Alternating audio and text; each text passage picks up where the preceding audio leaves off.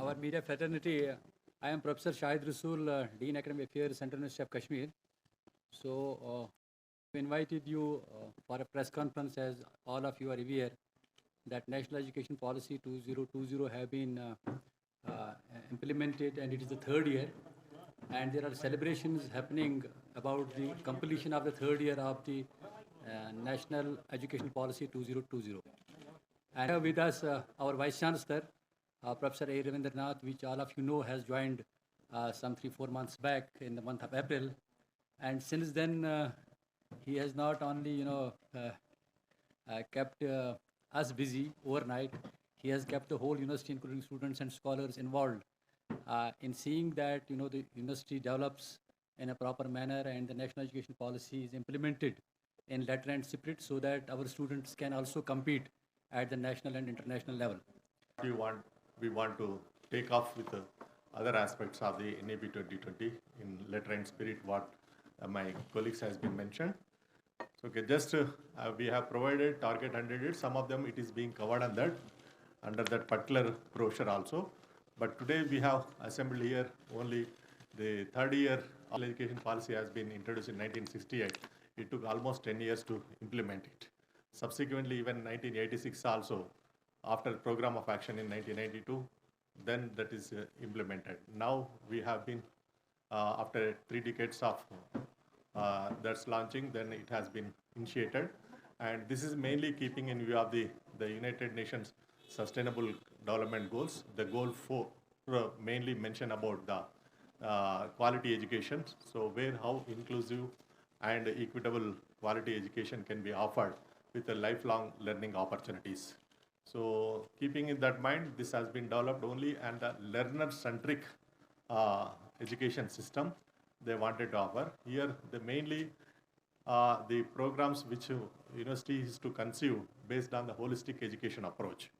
And secondly, the curricula and courses must emphasize on the outcome-based education system, mainly with the knowledge, skills, and competency, how the student is acquiring. So finally, thirdly, it is mainly goes with the pedagogy model, which we need to adopt based on the learner interest and learner abilities, we have to work out. So here, normally, we are thinking about a 4-pronged strategy, that is teaching, learning, training, and engagement. So in this 4-pronged strategy, we wanted to see that first, teaching is the prescribed curricula. If any student is interested to learn beyond the curricula, it will be called learning aspects. So that thirdly, if any student is interested in acquiring certain skills, we wanted to give the special training in that aspect. And fourthly, we wanted to see the student will have the opportunity to pursue any research, they can go ahead. So I would like to mention, because we are handling the students of digital divide generation and also who want to explore. So based on that, the curriculum design and opportunity of curriculum delivery is to be modified in accordance. So universities need to gear up for that particular situation. So we know when it is learner centric, but learner can be looked into 3 kinds of people normally entering into the university system. One is first generation learner will be there, and the second one is second generation. The third is third generation. So these people will have different abilities and interest for the learning aspects. Accordingly, university need to design the curriculum and courses. So that we are focusing on. Another aspect we have to see in this also, the learners has different abilities. So based on the abilities, we can call this a gifted learner and average learner and passive learner. So gifted learner is normally a self-motivated guy. So we have to provide certain support and facilities for him, so to study beyond the curriculum which is required. The passive learner, average learner normally requires a motivation. So for that, the teachers are designing specifically how they can motivate and make him to be a good outcome-based learner to get into either in employment or into higher education system. The passive learner mainly needs an attention where the remedial classes will be arranged for the students and they make them to bring into the mainstream. So this way, just the learner focusing curriculum and delivery, both we are focusing on. Further, we want to give the knowledge of the past, that is what they were, and knowledge which has said what at present, and knowledge which ought to be mainly how they can predict the future. So these things just we would like to focus on. So based on that, the student can choose their careers, how it should be there. And we already mentioned certain aspects, these things, just I would like to, in this particular brief note we mentioned. So these particularly, these copies have been provided to you. So first, the holistic multidisciplinary approach is adopted through various domains of general, professional, technical and vocational education. Probably you might be knowing the terminology, but what is the main objective of this particular general education? You know very well, general education is mainly meant for life and values, training the people, especially BA, BCom, BSc comes under general education. And professional education, normally we consider as a legal education, management education, teacher education, and media studies, like that, it will be part of that. And technical education is mainly that professional education is especially for training the people for certain expertise, standard, and ethics is important. And technical education is, BE, BTech are the programs which is mainly meant for the students to innovation and invention purposes. And fourthly, the vocational education mainly training the students for a specific work. So these four types of education being offered at Central University of Kashmir. So this how we are going to integrate in the multidisciplinary approach based on the requirements. Now the NEP has given the CCF UP of which UGC has recently launched in the month of November. So that we are adopting and aligning the existing batch to this new model, and thereby they will have an opportunity to go this, because this is mainly consists of 6 types of classification is there being given for the courses. One is major courses, the second one is the minor courses, third is multidisciplinary, and fourth is ability enhancement, and fifth is the skill enhancement, and sixth is the value added courses. So these 4 courses, mainly multidisciplinary, skill education, ability enhancement, and value added courses, students have an option to choose from the open education resources, especially the SWAYAM and MOOCs, so that whereas major and minor will be offered in the institution itself. So that flexibility has been given by the UGC, up to 40% we can move. At the moment, we are having only 20% is there. Our next statutory body, Academic Council and Board of Studies, will enable the student to go up to 40%. So these are the things just we are planning to do. And 4-year integrated teacher education program also, we are approved by the NCTE, and which we are launching from next academic year onwards. And the registration in Academic Bank of Credits and National Academic Depository is already completed, and some students are already being started enrolling. And so there are 6 diploma courses are offered under Design and Innovation Center is there. So yeah.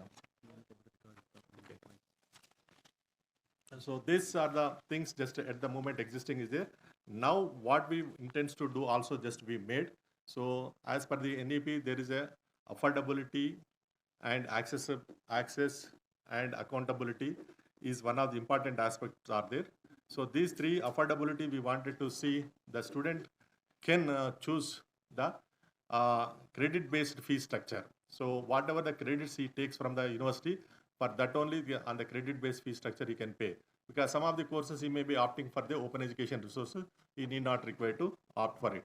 The second is we intend to initiate the variable tuition fee structure for the students, because there are need-based students are there, merit and need-based are there, and only merit-based. So that also just we wanted to work out for the affordability norms, and further the enabling the learners to be partners of knowledge creation. So that we wanted to see all the learners are part of knowledge creation, because we have the good media school is there. So we wanted to develop most of the curriculum content into e-content mode, and subsequently we wanted to deliver through various educational YouTube channels created by the students themselves, or the faculty themselves, or scholars themselves. So this is one of the aspect just, and enhancing the equitable access. So we are launching the School of Honors and Finishing Studies or Skill Studies program. So this will enable for the dual degree mode. A student who is interested to do in the honors program, they can enroll even not only the Central University of Kashmir, even the students who are studying outside the Central University of Kashmir, mainly the colleges or University of Kashmir and other institutions also, they can enroll for this particular program. This we wanted to offer in the immersion model. So this is which we envisaged, and probably you may understand the subsequently when the policy is being made for this particular one. So this is mainly address the student career path based on the employability needs and also innovation culture and enterprising abilities. So another one is we wanted to creation of instructional media center to develop digital and online courses with the standard protocol of learning process and dissemination of knowledge. So through social and media educational channels to expand lifelong learning opportunities. And further, we wanted to have the facilitating design your own courses. Probably recently you might have been known about University of Jammu. They wanted to start design their own programs, degrees. But we wanted to have design your own courses under exit model. So that will be the thing. We wanted to go ahead. So in the exit provision, there is 4 credits of theory will be there, 6 credits of experiential learning will be there. The students, them because they are the most informed students, so they can design the what are the market driven options are there and opportunities are there. Based on that, they can design the courses. In that, we will provide the experts to deliver at least 12 out of 30 hours as expert lectures, and remaining 18 hours students under self-access and interactive learning. So they will complete it. So thereby 2 credits each like that they complete it, 4 credits. Then 6 credits we provide the experiential learning by attaching to any of the industry or service sector or the research organization to get that particular practical exposure, and to subsequently those 10 credits help them to exit the program and they can get an employment opportunity. So this is one thing just we are thinking about under enhancing equitable access. So next, signing translatable MOUs. So far MOUs has been signed, we are not able to translate into the action. So that we wanted to do with an institution of national importance and other research organizations and premier institutions. And not only that, even industries, manufacturing and service sector and NGOs, etc. We wanted to have it so that the students can have an opportunity to have the experiential learning, and also sharing of expertise and resources with them. It is one of the opportunities just we are looking at. Even the internship trainings also just we wanted to do under this particular MOUs. So further, we wanted to create unique facilities under student support and progression through skill development center and knowledge resource center and student activity center. So one of the brochure which we have given in that details are there about these 3. So you can know. And ensuring quality and accountability is one of the important aspects of this NEP-2020.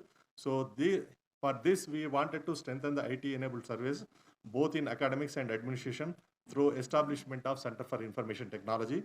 So it will utilize the services of National Educational Technology Forum for effective use of technology to enhance effectiveness and academics and administration in the university. So this is what just we wanted to look into that. Next, facilitating e-governance and automation of administration and academics is the priority area for ensuring transparency and accountability, and formulation of appropriate policies for ease of dispense of issues related to academic and administrative matters with specific focus on capacity building of faculty and staff. This is one of the important aspects just we are looking at.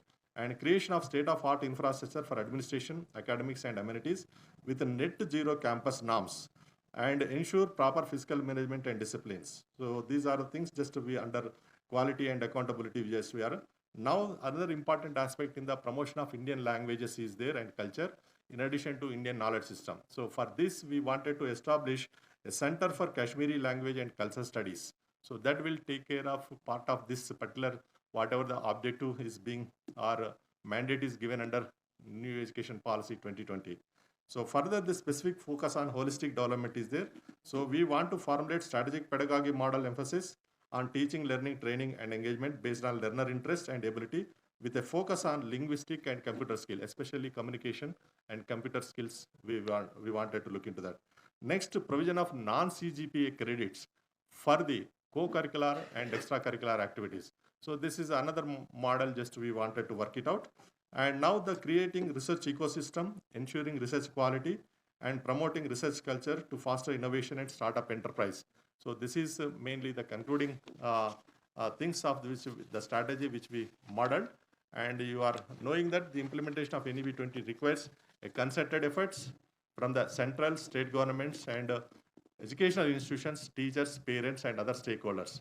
So we have the three kinds of stakeholders are there for primary stakeholders and secondary stakeholders and tertiary stakeholders. So primary stakeholders mainly includes the faculty and staff and students and the governing bodies and other statutory bodies of the institution. The secondary stakeholders, mainly the parents, alumni, and the government will be there. And tertiary stakeholders, mainly the employers and other societies, and like you people also part of that tertiary stakeholders. So it is given an understanding that NEP-20 is conceived in tune with the global agenda of United Nations Sustainable Development Goals 2030 as reflected in Sustainable Development Goal 4 that seeks to ensure inclusive and equitable quality education and promote lifelong learning opportunities for all. So this requires substantial investment in providing strong and vibrant public education system by facilitating the true philanthropic contribution through active participation of community and private sector under corporate social responsibility. So this we are wanted to have. And finally, transforming India's education system to meet the demands of rapidly evolving global landscape and foster competent and skilled and knowledgeable citizenry capable of contributing effectively to society and the economy. So this is the main concept behind this NEP 2020 and how we are geared up and prepared for this particular situation which NEP 2020 has mandated for all the higher education institutions.